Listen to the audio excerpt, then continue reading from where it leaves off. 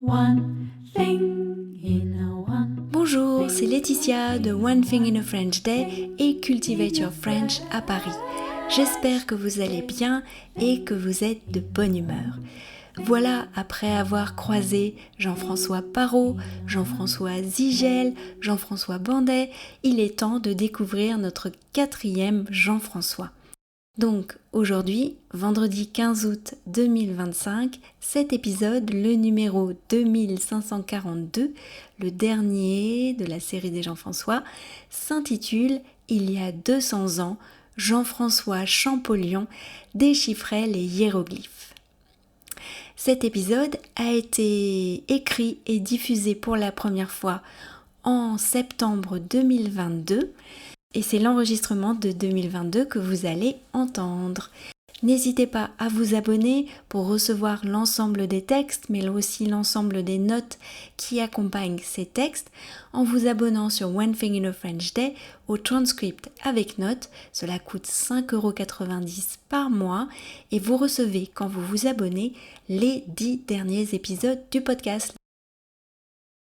Il y a 200 ans, Jean-François Champollion déchiffrait les hiéroglyphes. Avant notre départ en Italie, j'ai entendu à la radio sur France Culture le début d'une émission sur Jean-François Champollion, l'homme qui a percé le mystère des hiéroglyphes. J'ai tout de suite été happée. Et oui, cette année, cela fait 200 ans qu'il a fait part de sa découverte au secrétaire perpétuel de l'Académie des inscriptions et des belles lettres, dans une lettre restée célèbre, la lettre à Monsieur Dacier. Justement, c'est sur les lettres échangées au cours de sa vie que se sont appuyés les journalistes pour construire leur documentaire sonore.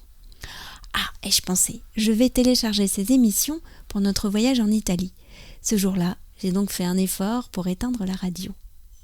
Entre Milan et Bari, dans le train de nuit dans lequel nous n'avions pas pu avoir de couchette, alors que la clim à fond m'empêchait de trouver le sommeil, que j'avais mal aux jambes et que la nuit me semblait longue, j'ai pensé à Champollion.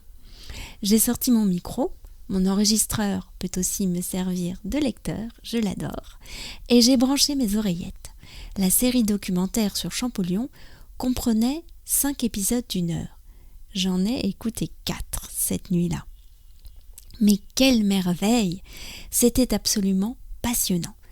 En rentrant à la maison, j'ai découvert que la grande exposition sur Champollion à la BNF François Mitterrand s'était terminée fin juillet. Zut! Cependant, parmi les nombreux événements consacrés aux déchiffreurs, il y avait la lecture au Collège de France de la leçon inaugurale de Jean-François Champollion dans ce même collège.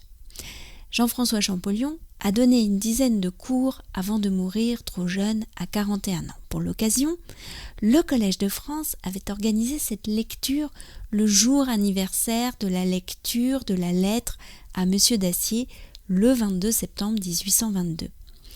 Ce jour de septembre 1822 étaient présentes des personnalités scientifiques, dont le célèbre polymathe anglais Thomas Young. 22 septembre 2022. L'acteur Nicolas Beauchot a pris la parole dans le bel amphithéâtre Marguerite de Navarre au sein du Collège de France.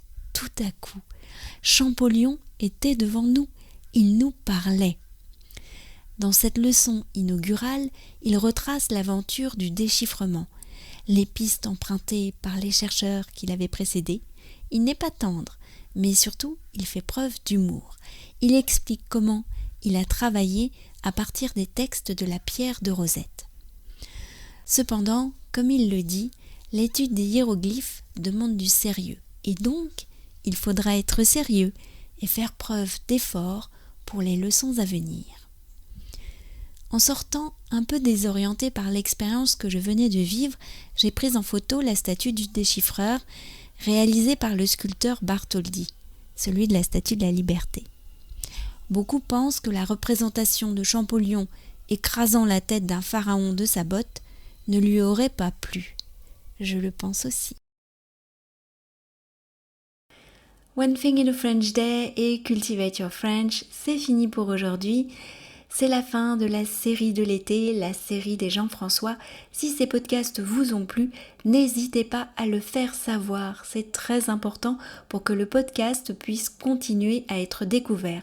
Vous pouvez laisser un avis pour One Thing in a French Day ou Cultivate Your French sur Apple Podcasts, mais aussi laisser des commentaires sur Spotify, YouTube ou votre application de podcast préférée.